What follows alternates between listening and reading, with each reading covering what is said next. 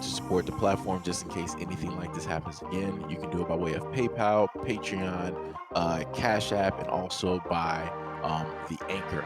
And you can also further support the platform by way of going to the Teespring store or the shoe store that is located in the comment section below.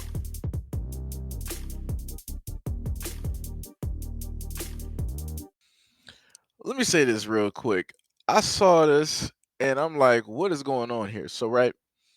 So, the very first image that you see is from 2020, right? It says Kanye West donates 2 million and pays college tuition for George Floyd's daughter, right? All well said and done, right? 2 years goes by, Kanye's going through a lot of things, and he ends up saying some stuff on Drink Champs, right? And then you got the mother of George Floyd's daughter files a $250 million lawsuit against Kanye West for comments on his death. $250 million? $250 million? Really? That doesn't even seem plausible. Like that literally it doesn't make any sense. It doesn't make any sense. Because the most interesting thing is that other people have said the exact same things before. Matter of fact, internet trolls have said the exact same things too. So why aren't you suing oh, that's right. The internet is faceless. So it's impossible for you to do that, right? But somebody who has money that you know has money and a lot of it, you're like, I don't like the comments. 250 sounds like a good price. Really? $250 million. You really think that you're going to make it and get $250 million? Like I said, this looks like an act of people trying to come up. I'm just gonna be honest. Like I said, I don't have to agree or disagree with the comment that Kanye made on that. That this is just ridiculous. Like I said before, I need black people to get into the aspect of, in a sense, trying to find a come up by trying to, do some, trying to game the system. I need people to start investing in themselves. I need people to actually start moving and doing some things instead of just paying attention to everything else and not really moving on with stuff. The thing that people don't even really understand, and I told y'all this a while ago, like I said, when it comes to politics and the main things that I have been saying, I do not have a dog in this race. The last time, what was it that I voted? That was back when what Obama's first term, and that was with a lot of my friends. Like we went out there, we voted.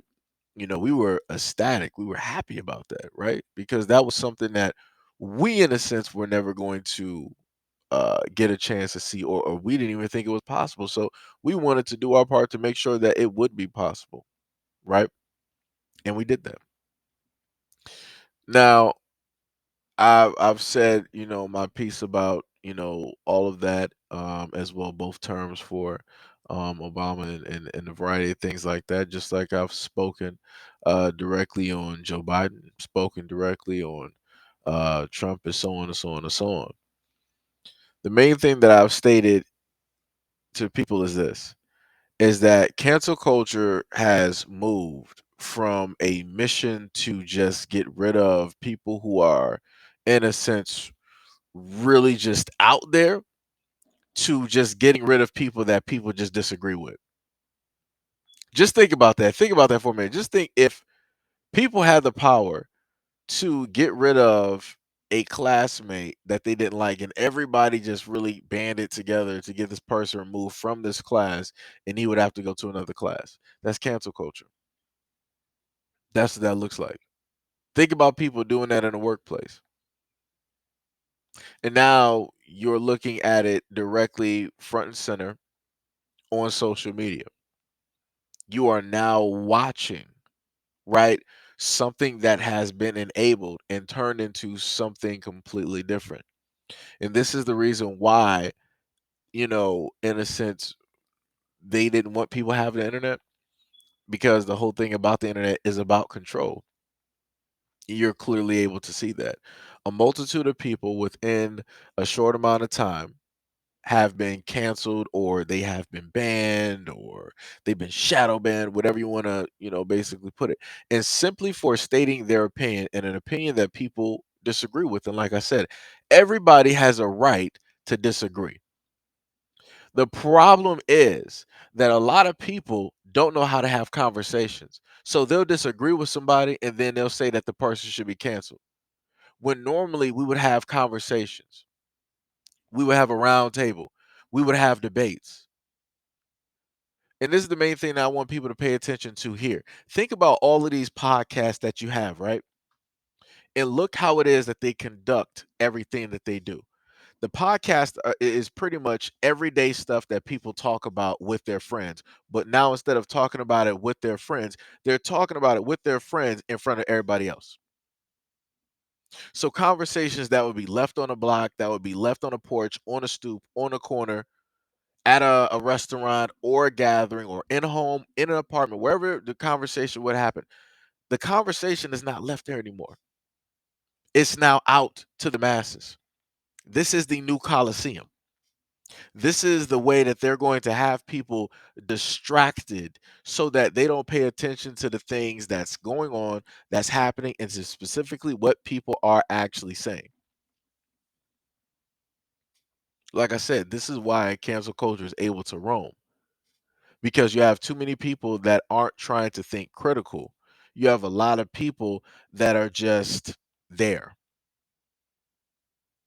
Like I said before, just everything here is for entertainment, right? But all entertainment is not good entertainment. Case in point, you can look at everything that's going on with cartoons. Look at the different messages, the mixed signals, everything that they're throwing directly at your children. I've been telling people this for years. Everything that is out here right now, it ain't for you. It's geared towards the future. It's geared towards the kids. Somebody said, I can't list the name, but I'm going to paraphrase it. A person once stated that they don't need the adults. They can pretty much throw them away. But instead of the adults, give me the kids, because all I need is about 5 to 10 years with those kids, and everything else is automated. And I don't really think a lot of people even understands what that means. So that means that the powers that be, that means that the people that are directly out here, who, whoever it is, they don't care specifically about you as an adult, because it don't matter. Like you're already fully grown. You've already lived your life. It is what it is, right? But when it comes to those kids, that's the source of life. That is the light that's going to keep everything going. And if you can interject a different type of energy into that light, then you've just changed the energy wave to that light. And that light is going to branch off and is going to create more lights. So, whatever message that kids are getting at this moment in time from the media that they are involved in, that they are ingesting, they're going to pass that same thing off onto their friends and onto their children. Like I said, look at a lot of the newer stuff, look at a lot of the reboots that are going on, and look at the changes. Look at the commercials. Look at the ads. Look at the content that is directly online. Like I said, the content is specifically catered and it's made for a certain reason. And it's placed there as a distraction. So like I said, people can keep bickering, people can keep fighting, people can keep saying, "Oh, I don't like this person, that person, yada yada yada." But are you actually listening to the person, or are you just blocking them out because you're offended? Are you actually listening to the person and the point that they are making or trying to make, or are you just blocking them out because you're just emotionally caught up on some words?